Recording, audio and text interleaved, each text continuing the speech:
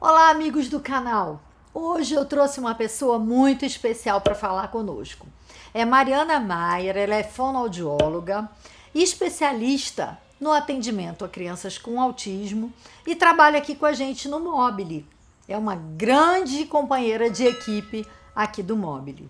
Oi, Mariana, tudo bem? Tudo bem, Vera. Conta para os nossos amigos um pouquinho do seu percurso. Eu comecei atendendo disfagia. Aí foi aparecendo crianças autistas, aí eu fui me especializando na área da linguagem. Aí eu comecei a atender autistas severos, não verbais, e eu fui tentar buscar alguma alternativa para me comunicar com essa criança. Porque eu estimulava a fala e a fala não vinha. Isso vai dando uma angústia, uma né? angústia. E a criança não é compreendida e me dava uma aflição, porque não existia uma comunicação funcional. Quando ele não queria um objeto, ele gritava, batia a cabeça no chão. E aí, isso me dava uma aflição. E aí eu fui pesquisar e comecei a estudar sobre comunicação alternativa. Eu enxerguei na comunicação alternativa uma possibilidade de conhecer a pessoa, de entender o que a criança pede, de entender os desejos, da comida preferida, porque quando a criança ou o adulto não se comunica, é sempre um outro que dá a voz para ele. Se a gente tivesse que contar para o nosso público o que é a comunicação alternativa, como é que a gente podia definir isso para quem está em casa? Qualquer método ou sistemas que possibilita uma comunicação funcional quando a criança não tem a fala. Pode ser por trocas de figuras, pode ser baixa ou alta tecnologia. São recursos que a fonoaudiologia hoje tem para auxiliar com crianças não verbais. Sim, não só a fonoaudiologia, como outras áreas. Ah, o importante é é generalizar, o importante é a família saber se comunicar com a criança também, a escola. É importante todo mundo se comunicar com a criança por troca de figuras ou por seja lá qual for o sistema de comunicação alternativa, porque o método que você for usar é a voz da criança. Então, ela tem que ir para a escola, ela tem que saber pedir o que ela quer, o que ela deseja. Ela tem que poder se expressar, se comunicar. Não só no ambiente terapêutico. Mas qual seria a melhor idade para a gente dar início a essa alternativa, essa comunicação alternativa? Quanto mais cedo, melhor. Não existe idade. Pode ser criança, adulto, mas nunca é tarde para começar com o método. Mas, por exemplo, a gente aguarda o desenvolvimento das escalas de desenvolvimento de linguagem ou não? Não. Se você reparar um atraso na comunicação, já é indicado. Mesmo que essa criança... Mesmo um atraso, você já pode iniciar a comunicação alternativa. Quando uma família opta pela comunicação alternativa junto com a rede de atendimento profissional, ela está colocando em risco o desenvolvimento da linguagem verbal? Não, porque quando a gente escolhe a comunicação alternativa, a gente está trabalhando linguagem, vocabulário, o desenvolvimento da linguagem receptiva e expressiva também. Você está o tempo todo estimulando o desenvolvimento da linguagem. Existem várias abordagens. Existe o PEX, que é por trocas de figuras, que é a fase 4, você estimula a linguagem. Existe o POD também, que é uma outra abordagem. E você está o tempo todo estimulando, criando conceitos, a criança está comunicando. E se a criança tiver habilidade para falar, ela vai falar, porque você está ensinando uma forma funcional da criança se comunicar.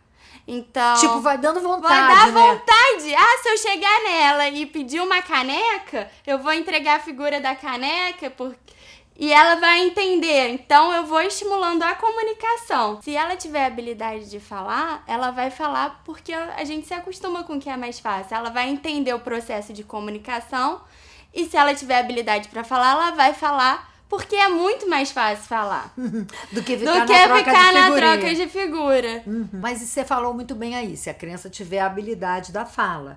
Mas e se ela não tiver essa habilidade?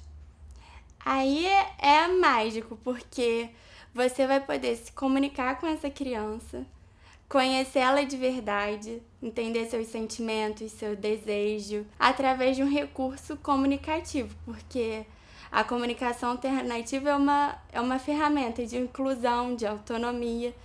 Você não vai achar qual é a comida preferida do seu filho. Você vai ter certeza qual a comida que ele gosta de comer. Ai, que legal. Você passa a conhecer a pessoa verdadeiramente. Assim, ela passa a expressar quem ela é. Entendi. Quer dizer, você dá voz... Você dá voz à pessoa que não fala. Fala, é verdade. Muito bacana. E, por exemplo, o apontar, né, Mari? Dizem que o apontar tem muito a ver com linguagem, Sim. não é? Fala um pouquinho sobre isso. Na aquisição da linguagem, vem primeiro apontar, né, para demonstrar o que quer, o desejo. Mas e quando não tá perto e ele quer? Aí o apontar não vai ser... Não vai ter função. Não vai ter a função. Uhum. E aí, com a troca de figuras, ele pode ir lá buscar a figura e te entregar. Quer dizer, o apontar é um desejo de comunicação, né? Um desejo de nomeação daquele Sim. objeto e tal. Mas, por exemplo, se eu quero ir para casa da vovó... Como é que eu vou apontar? Não tem como apontar. Mas se eu pegar a figura da vovó, você vai entender que eu Sim. quero ir para casa da vovó. É mais ou menos por aí, então. Uhum. Ah, legal. A indicação é para qualquer alteração de fala? Sim. A criança está com atraso de linguagem, atraso de comunicação, é indicado iniciar a comunicação alternativa. E aí o terapeuta escolhe se vai para o PECS, se vai para o POD. Isso tem a ver com o perfil da família, com a formação que o terapeuta tem, né? Com o perfil da criança também. Com o perfil também. da criança, principalmente. Será que essa alternativa de comunicação vai funcionar sempre, né? Eu fico pensando assim, e quando a criança não engata nessa comunicação através das fichas, né, ou das figuras.